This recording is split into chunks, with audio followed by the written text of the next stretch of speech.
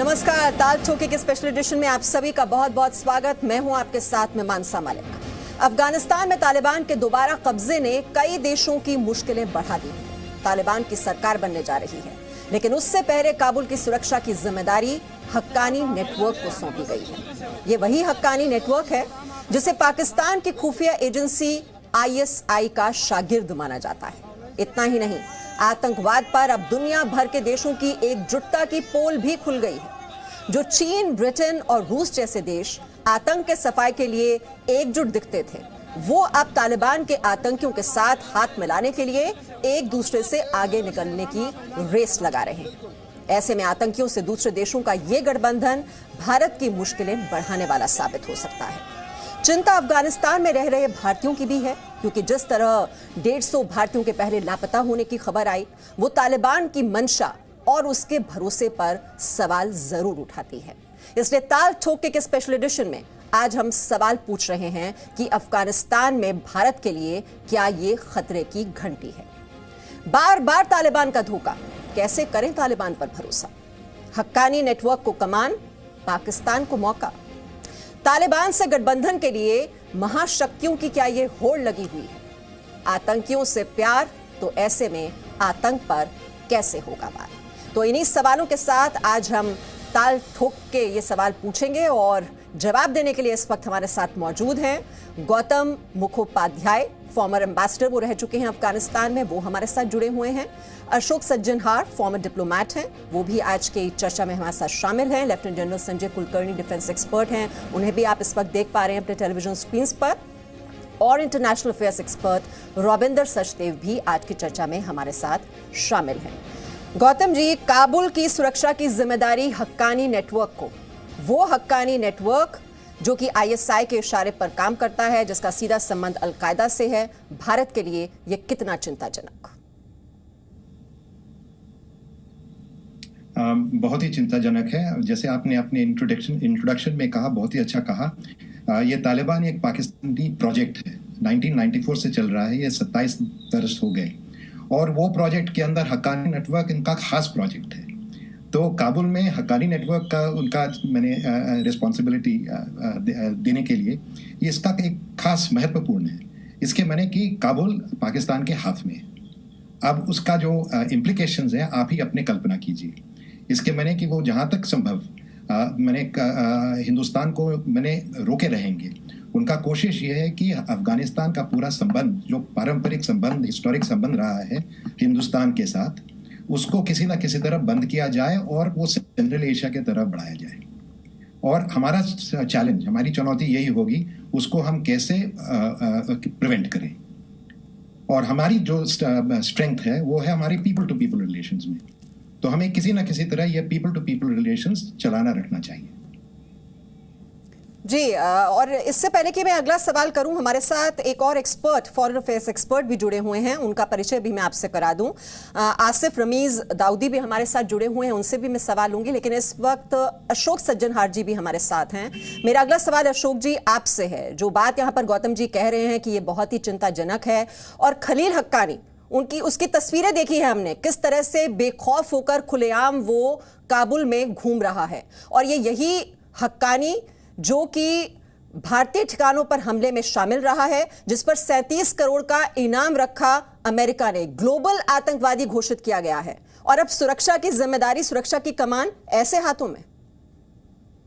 जी बिल्कुल, आप ठीक कह रहे हैं मीमांसा जी, क्योंकि ये तो एक इंडिविजुअल है, परंतु वो पूरे उनको रिस्पॉन्सिबिलिटी दी गई है काबुल की, उसमें सिराजुद्दीन हक्कानी भी हैं। पूरा जो हक्कानी नेटवर्क है वो बिल्कुल ISI के दबाव के नीचे है, ISI के इन्फ्लुएंस के नीचे है।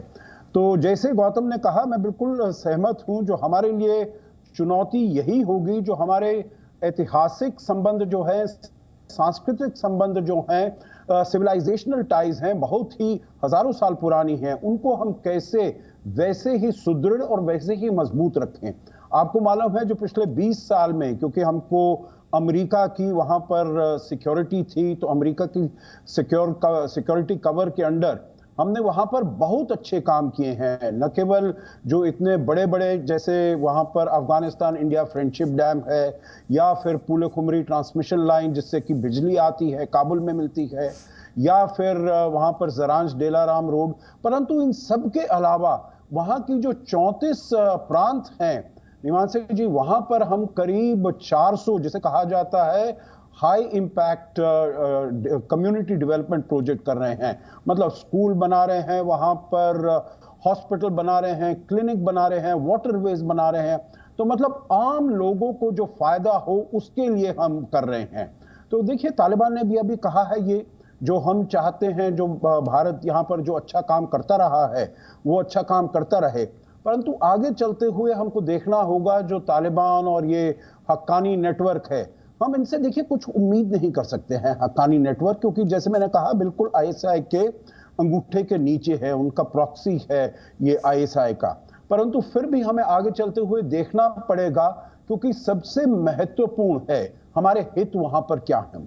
और अभी तो देखते हुए सभी सबसे सर्वोपरि हमारे जो हित हैं वो आपने स्वयं बताया, जो वहां पर हमारे जो लोग हैं उनको हम कैसे वापस लाएं, कैसे सुरक्षित वापस लाएं। एक एक करके हमारे ये जो C-17 ग्लोब मास्टर हैं वहां पर जा रहे हैं, उनको हम तजिकिस्तान के थ्रू ला रहे हैं इन लोगों को।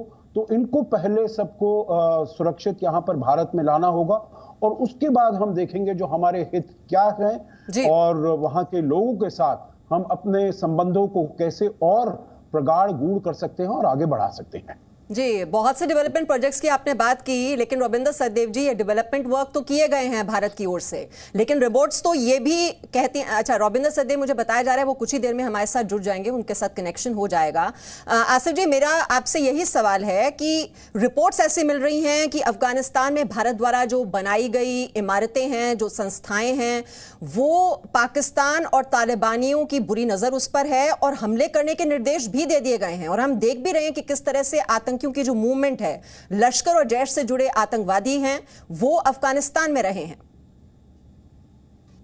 मीमांसा जी, सबसे पहले मैं आपको ये बताऊं कि वो जिन चीज़ों का आप जिक्र कर रहे हैं, हिंदुस्तान ने हमेशा से इस तरह के डेवलपमेंट काम में अपना योगदान अफ़गानिस्तान के साथ दिया है, क्योंकि अफ़गानियों से और अफ़गानिस्तान से हिंदुस्तान के रिलेशन हमेशा बहुत अच्छे रहे हैं। ये तमाम चीज़ें जो चलती रही थी, अलग अलग प्रोजेक्ट्स चलते रहे, उसमें काफ़ी पैसा लगा हमारे मुल्क का, तो उन चीज़ों को जाहिर है कि वो लोग जो इसको पसंद नहीं करते हैं वो तो यकीनन चाहेंगे कि उसको टारगेट करें, लेकिन ये कोई इतना आसान काम होगा नहीं। पहली चीज़ तो ये है कि अभी हमारे एक एक्सपर्ट खुद ही कह रहे थे कि उनका रुख थोड़ा सा डिफरेंट है। वो कह रहे हैं कि अगर आप ट्वीट्स भी देखें, रिपोर्ट्स भी देखें, तो वो कहते हैं कि अगर हिंदुस्तान अगर आके अपने उन तमाम प्रोजेक्ट्स को दोबारा करना चाहे तो वो कर सकते हैं। वो एक दूसरा जो रुख है, यकीनन वो डिप्लोमेटिक एक जो चैलेंजेस होते हैं वो सब रहती हैं, लेकिन फैसले लेने पड़ते हैं सही वक्त पे। वेट एंड वॉच के सिचुएशन के बावजूद भी अगर ऐसा होता है कि उस पर कुछ हमले हो जाते हैं तो पहला नुकसान किसका होगा? पहला नुकसान तो वो होगा कि उससे वहाँ के अफगानियों का फायदा होना है, उससे हिंदुस्तानियों का क्या नुकसान होगा? मॉनिटरी अगर कोई नुकसान हो सकता है तो हिंदुस्तानियों ने, तो मैंने कई रिपोर्ट्स में ये देखा है कि एक तरह से ये एक गिफ्ट के तौर पे दे दिया, ये समझ लें आप। और अगर वो नहीं भी करते हैं तो सबसे बड़ा नुकसान वहाँ के लोगों का होगा, जो भी इस तरह की चीज़ों को करना चाहेंगे अगर, तो वो सबसे बड़े दुश्मन होंगे वहां के लोकल लोगों के लिए। लेकिन जो बात यहाँ पर तालिबान कह रहा है, जो दावे वो कर रहा है, उसके उलट बातें हो भी रही हैं। लेफ्टिनेंट जनरल संजय कुलकर्णी इस पर कोई टिप्पणी करना चाह रहे हैं।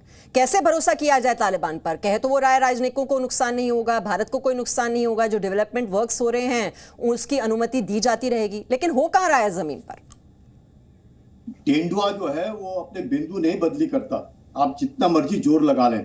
सारे तालिबान जो हैं वो पठान हैं और वो सुन्नी हैं और तालिब हैं, और पर सारे पठान तालिबान नहीं हैं, ये बड़ी बात है। और सबसे अच्छी बात इसमें यह है कि अपने जो संबंध हैं वो नॉर्दर्न अलायंस से भी अच्छे हैं, और बहुत सारे पठानों के साथ काबुली वाला से लेकर के आज तक संबंध अच्छे हैं, और उनको हम इस्तेमाल करते आएंगे। आप देखिएगा हक्कानी नेटवर्क जो जिसकी आप बात कर रहे हैं, जैसे ही उसने काबुल की सिक्योरिटी को लेकर आपने देख लिया कि किस तरीके से हमारे जो 150 जो आने थे पैसेंजर, उनको किस तरीके से उन्होंने अब प्रेशर डालने की कोशिश की। हकानी नेटवर्क आईएसआई का ही एक तैयार किया हुआ एक सेटअप है, वही नहीं, गुलबुद्दीन इत्तेहाद का भी पूरा सेटअप वही है।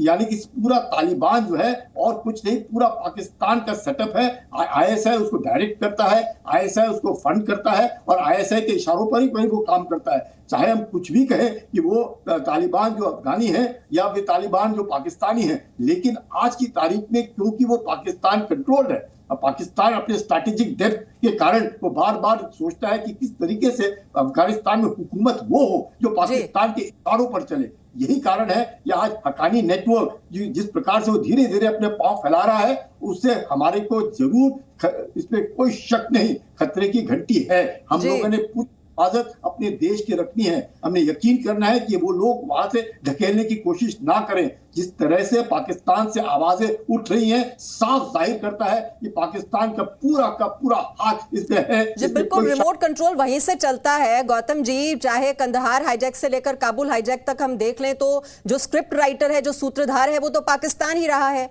आईएसआई के इशारे पर सब बातें होती रही हैं और तालिबान का अगर कब्जा हो पाया है तो जो लॉजिस्टिक सपोर्ट, हथियार, सारी सप्लाई तो पाकिस्तान ही कर रहा था। तो अब वो पीछे थोड़े हटेगा, उसको तो और बढ़ावा मिलेगा। जी हाँ, ये तो सही है। और ये जो अशोक जी ने कहा, जो आसिफ जी ने कहा, संजय, सही है। एक चीज़ है कि हमारे जो इन्वेस्टमेंट्स हुई हैं वो एक्चुअली इकोनॉमिक इन्वेस्टमेंट्स नहीं है, उसमें हम इकोनॉमिक टर्म से रिटर्न ऑन इन्वेस्टमेंट्स नहीं देख रहे हैं, पॉलिटिकल इन्वेस्टमेंट्स देख रहे हैं। उसका जो पॉलिटिकल असर हुआ है कि दिल में, हर एक अफगान के दिल में हिंदुस्तान का एक जगह है। तो वो जगह तालिबान चाहे, पाकिस्तान चाहे, ऐसे मिटने वाला नहीं है। और उसका तो असर मैंने रिटर्न ऑन इन्वेस्टमेंट ऑलरेडी हो चुका है। और जैसे आसिफ जी ने भी कहा, ये लोगों के लिए है और नुकसान होगा तो लोगों को नुकसान होगा। और ये जो तालिबान है, हालांकि वो अफगान के शक्ल है, उनकी दिमाग बनाई गई है पाकिस्तानी मैंने डिज़ाइन पे, लेकिन भी थोड़ी बहुत अफगानियत उन पे है।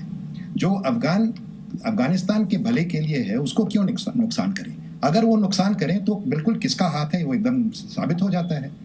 तो इसमें कोई शक नहीं है। लेकिन एक चीज़ और कहूँगा कि इसका असर पाकिस्तान पे भी होगा, क्योंकि इसके साथ पूरा एक लहर बह जाएगी जिसमें जितने अलग अलग आतंकवादी के जो ग्रुप्स हैं, सबको इस पे इंस्पिरेशन मिलेगा, सबको इससे इंस्पिरेशन मिलेगा।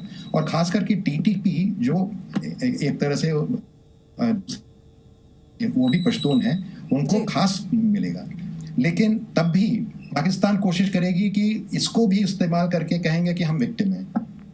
हाँ, अपना बनाया हुआ काम फिर कहेंगे कि हम विक्टिम हैं, जो हमारी अपनी क्रिएशन की हम विक्टिम हैं। तो ये सब चीज के ऊपर हमें थोड़ा ध्यान और खबरदार। जी बिल्कुल, तालिबान का क्रिएटर जो है वो तो पाकिस्तान ही है। रविंद्र सचदेव भी अब हमारे साथ जुड़ गए हैं। रविंद्र जी, अब पाकिस्तान ने क्रिएट किया तालिबान को, उसको वो बढ़ावा देता रहा और अब तो पीओके के जो कैंप्स हैं, जो पीओके में कैंप्स चल रहे थे, अब उन्हें शिफ्ट कर दिया जाएगा अफगानिस्तान में कि अंतर्राष्ट्रीय जांच में भी वो सामने ना आए। वो एक सुरक्षित ठिकाना वहां पर अफगानिस्तान में मिल जाएगा पाकिस्तान को, तो उसके लिए तो ऑपरेट करना और भी आसान हो जाएगा। सर्टेनली। और ये केवल यही नहीं होगा कि पीओके के कैंप्स अफगानिस्तान शिफ्ट हो जाएंगे, दोनों तरफ आदान प्रदान होगा, राइट। क्योंकि अगर चाहे ट्रेनिंग कैंप्स अफगानिस्तान शिफ्ट भी हो गए, ऑब्जेक्टिव तो उनका है कि उनको वापस इंडिया की तरफ भेजना है, करेक्ट। और ये इंडिया की तरफ केवल पीओके और कश्मीर ही नहीं, हमारा इम्पैक्ट इसका पंजाब पे भी पड़ेगा, राइट।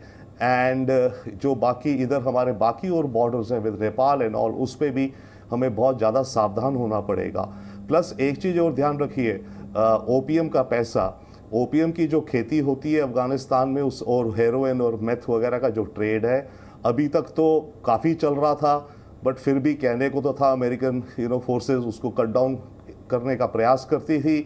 पर अब वो जो फोर्सेस भी हट जाएंगी तो ओपीएम की खेती और इसके ज़रिए इलीगल ट्रेड और पैसा भी बढ़ेगा। सो ये जो कॉम्बिनेशन होता जाएगा, इस ड्रग्स के थ्रू इन्हें एडिशनल पैसा भी कमाएंगे, राइट, मोर मनी इवन। तो ये जो सारा मिक्स हो जाएगा, ये हमारे लिए विदाउट डाउट बहुत ही चिंता का विषय है। And as I heard one of our colleague saying अभी, इसका ओवरऑल तो ये भी है कि इंस्पायर करेगा जिहाद एंड जिहादी को। क्योंकि आज की तारीख में देखिए, ये तो हुआ है जो भी हो, देखिए अमेरिका की तो डिफीट हो गई थी इस वॉर से, जो भी ये वॉर थी वो तो मान लिया था 1 साल पहले ही अमेरिका ने कि ओके, परंतु उसके बाद जिस तरह से ये मेल्ट डाउन हुआ, जिस तरह से तालिबान की फोर्सेस काबुल पहुंच गई, लेकिन साथ ही साथ रविंदर सरदेव जो महाशक्तियों का जो पूरा रवैया है आतंकवाद को लेकर, वो भी सवालों के घेरे में आ चुका है। गौतम जी, मैं चाहती हूं इस पर आप कमेंट करें। जो महाशक्तियां आतंकवाद के खिलाफ जीरो टॉलरेंस पॉलिसी की बात अभी तक करती रही, अब उनमें तो होड़ मची हुई है कि तालिबान के साथ कैसे हाथ मिलाया जाए। ये हम तस्वीरें भी दिखा रहे हैं किस तरह से ये कजाकिस्तान के राष्ट्रपति हैं, वो रूस के राष्ट्रपति से मुलाकात कर रहे हैं। एक गठबंधन बनता हुआ दिखाई दे रहा है।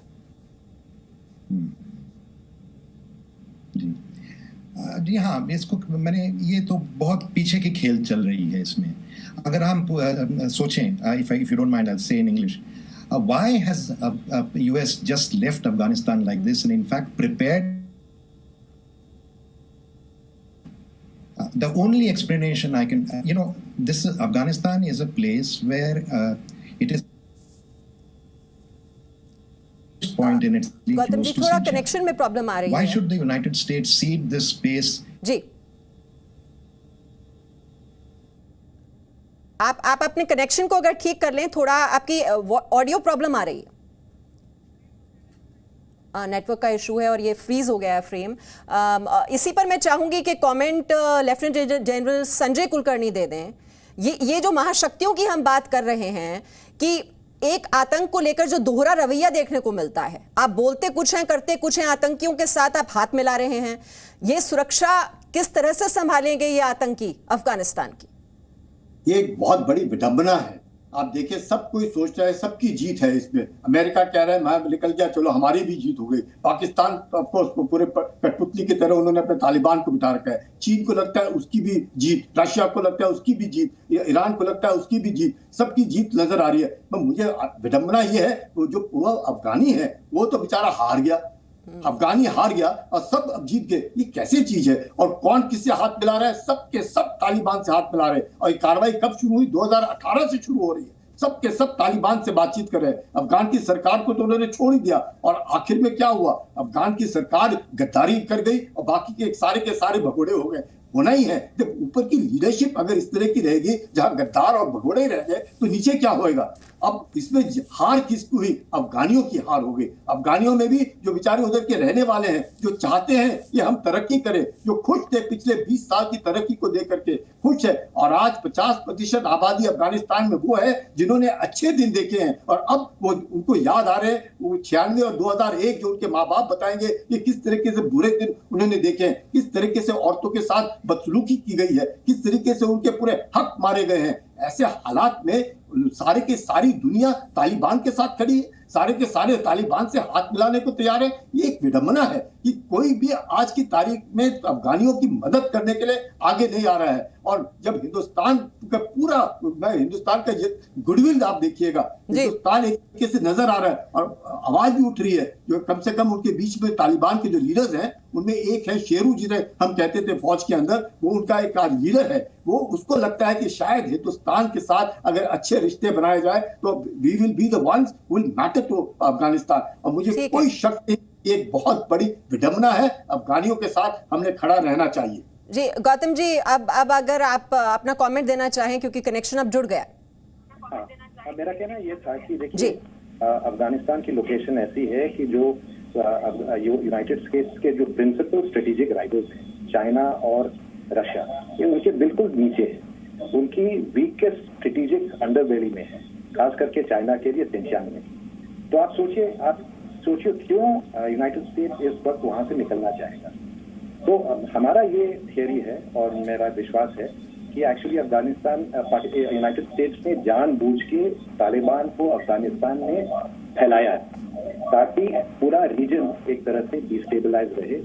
और उसमें अब तक उन्होंने नेट सिक्योरिटी प्रोवाइड किया अपने राइवल्स को, जैसे चाइना, रशिया और ईरान की। तो अब उनका कहना है कि ये हमारा काम नहीं है, ये आप उनका काम है, अब आप ही संभालेंगे।